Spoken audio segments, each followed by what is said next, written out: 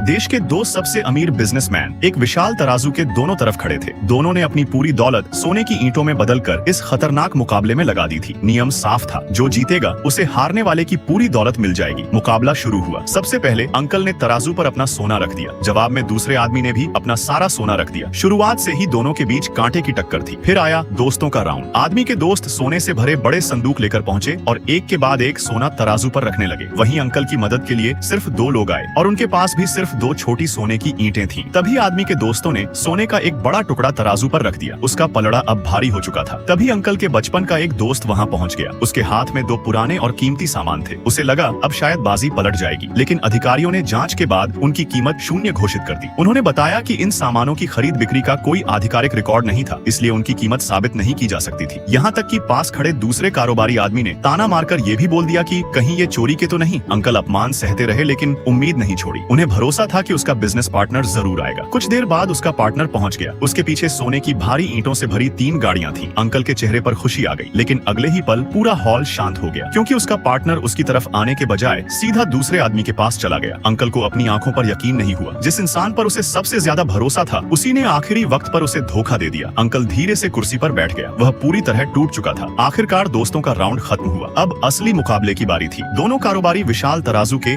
एक एक पलड़े पर खड़े हो गए। पूरा हॉल खामोश हो गया। तराजू धीरे धीरे हिलने लगा। हर किसी की नजर उसी पर टिकी थी। धीरे धीरे आदमी का पलड़ा भारी होने लगा, लेकिन तभी